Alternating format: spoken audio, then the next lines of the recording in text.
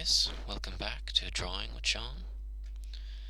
And don't worry, I'll be ready now in a few seconds. Welcome back to Drawing with Sean. And today, what I'm going to be showing to you is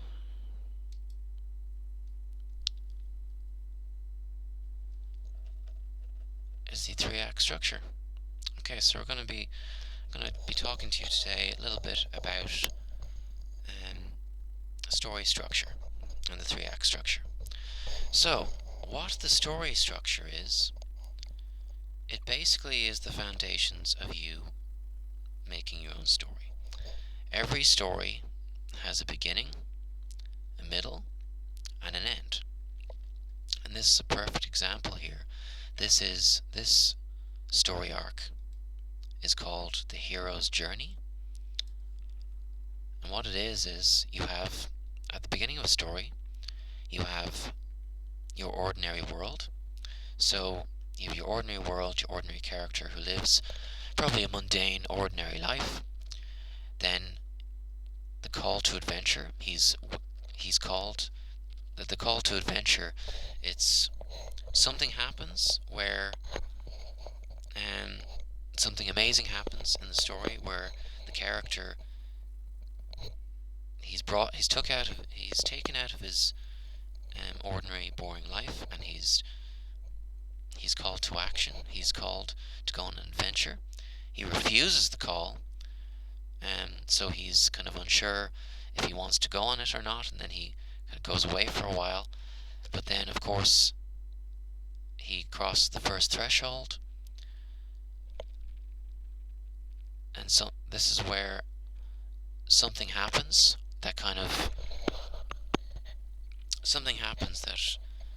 sparks the hero to kind of go off on the adventure. So maybe relatives or someone close to him dies, meaning that making him want to go off and to get away from that place, and he's whisked off on an adventure. Test allies and enemies. So his allies and enemies are tested. He's put through a series of tests. The midpoint is that he's put through a big test.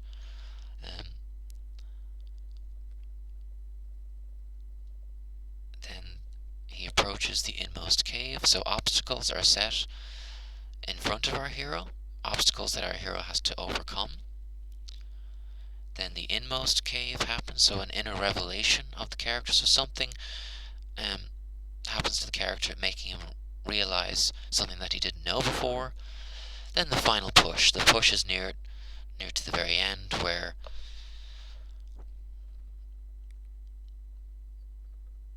the hero races to the very end to prove himself. The hero then says here it seizes the sword. So it could be like King Arthur, where he eventually seizes the sword and takes it for his own, and then he returns with the elixir. So he goes off on an adventure, and then at the very end of the adventure, he takes the elixir, probably defeats the bad guy, and defeats the dragon.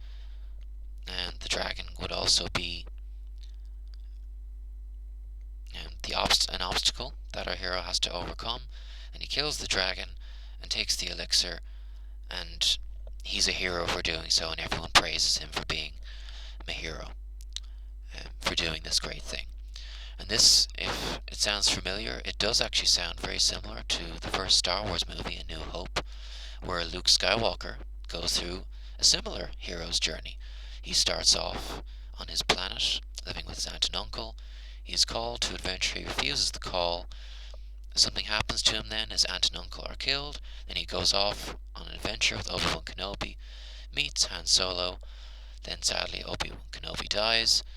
His allies and enemies are tested. He then goes through a series of obstacles in order to prove himself. Then he joins the rebellion, destroys the Death Star, and is seen as a hero at the very end. So then that's Luke Skywalker's journey. That's Luke Skywalker's hero's journey. So that is kind of the basic building blocks of what the hero's journey is, and that's story structure. So, if you're confused, it's alright. You can look at this diagram, a diagram that I created in order to try and help yourself in terms of what story arc and what story structure you're going to use for your character. And there are other story arcs as well. There's overcoming the monster. There's rags to riches, and a couple of other ones. And I'm going to discuss them in my next video. Okay, this is part 1, so I'm going to discuss the other story structures and story arcs in part 2.